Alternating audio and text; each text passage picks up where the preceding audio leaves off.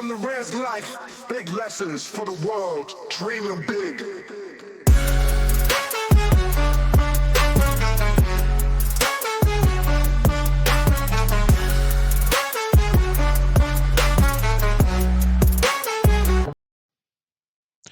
Hey everyone, welcome to Willie Cheez Education Channel. My name is Delmar, and I love to write stories and read them back to you, inspiring you to learn through the power of storytelling. Through the adventures of Willie Cheez, we explore personal development, Navajo culture, ceremonies, Navajo history, and life lessons that will help you grow and connect with both tradition and modern life.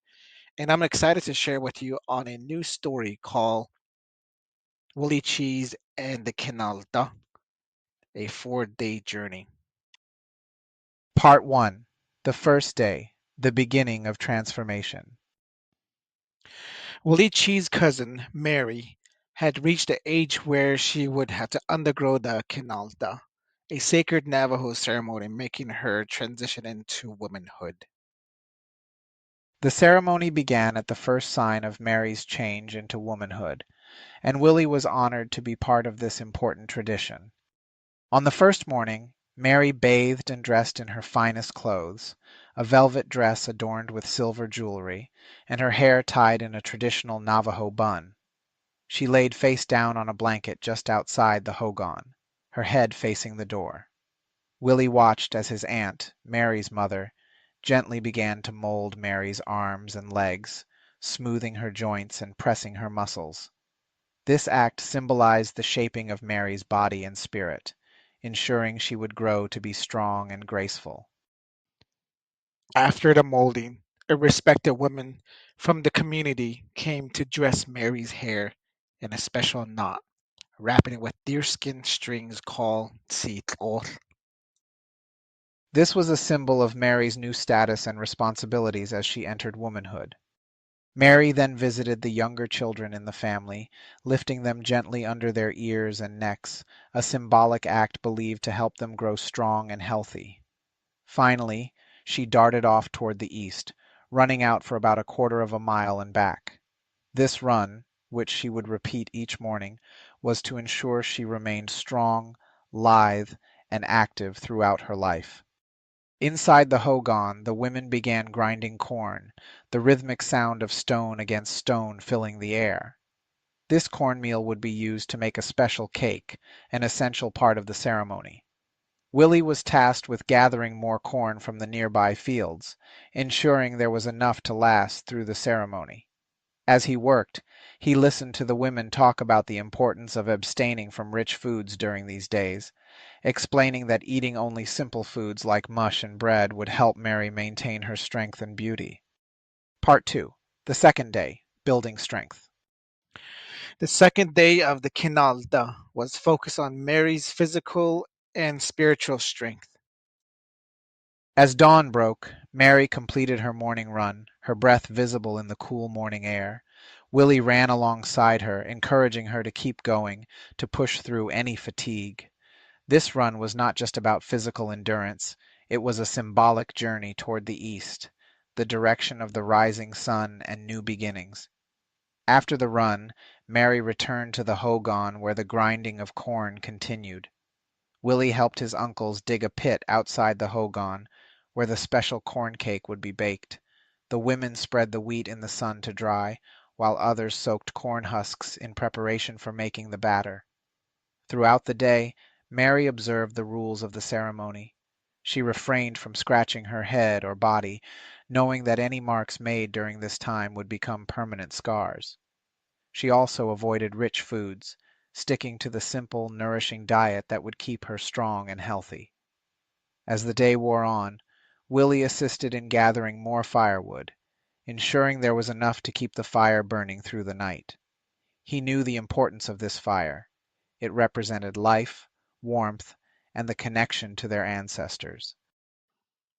Part 3, the third day, the alkaan and the sacred ritual. The third day was a day of sacred rituals and the preparation of the alkaan, the large cornmeal cake that was a central part of the Kinaaldá. After her morning run, Mary returned to the hogan where the women continued to grind corn and prepare the batter for the cake. Willie helped his uncles build a fire in the pit they had dug the day before. Once the pit was ready, the batter was poured onto a large, flat stone placed over the coals. The pit was then covered with more hot coals and earth, and the cake was left to bake slowly overnight. As the alkaan baked, the family prepared for the night's rituals. The medicine man arrived at the hogan, bringing with him sacred songs and prayers. As dusk fell, he began the first of the 12 hogan songs, singing in a low, rhythmic voice that filled the night air.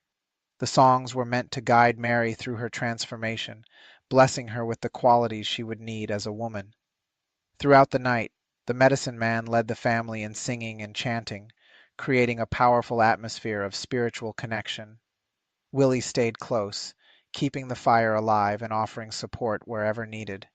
He could feel the weight of the ceremony, the importance of these rituals in shaping Mary's future and ensuring the continuation of their traditions.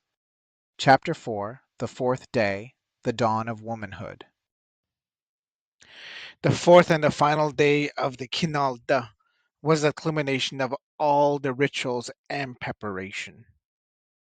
As the first light of dawn appeared, Mary completed her final run toward the east. This time she was followed by many of the younger children, symbolizing her new role as a guide and protector for the next generation. Upon returning to the hogan, Mary's mother brought in a bowl of yucca suds and began washing Mary's hair, a final act of purification. Willie watched as Mary's hair was dried with cornmeal, a symbol of the blessings she had received throughout the ceremony. As Mary sat in the center of the hogan, surrounded by the women of her family, the medicine man began the final round of songs.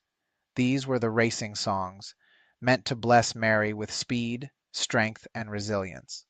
Willie felt a deep connection to his ancestors as he listened to the songs, understanding that this ceremony was not just about Mary's journey, it was about the continuation of their culture and the strength of their community. After the final songs, the alkaan was unearthed from the pit. The sweet aroma filled the air. The cake was brought into the hogan and cut into pieces, which were shared among everyone present. This was the moment of celebration, a time to honor Mary's transformation and the successful completion of the Kinaaldá. As the ceremony came to an end, Willie reflected on the past 4 days. He had witnessed his cousin's transformation, had played a role in helping her through this important rite of passage, and had deepened his understanding of his culture and traditions. He knew that the Kinaaldá was more than just a ceremony. It was a way to connect with the past, the honor of the present, and to ensure the future of their people. A commitment to tradition. As the family gathered around the fire one last time, Willie Cheez felt a deep sense of pride and fulfillment. He had been part of something much bigger than himself, something that connected him to his ancestors and to the generations that would follow. He knew that the lessons he had learned during the Kinaaldá would stay with him for the rest of his life, guiding him as he continued to honor and preserve his culture. And with that, Willie made a promise to himself to always respect the traditions of his people, to help others understand the importance of these ceremonies, and to be a bridge between the past and the future, ensuring that the spirit of the Navajo would continue to thrive for generations to come. And that's today's story from the life of Willie Cheez. My hope is that it inspired you, sparked a new idea, or reminded you of the importance of growth and tradition. Every story has wisdom, and it's our journey to live it out. Keep learning, keep growing, and remember your roots. Thank you for joining me, and I'll see you in the next one. From the res life, big lessons for the world, dreaming big.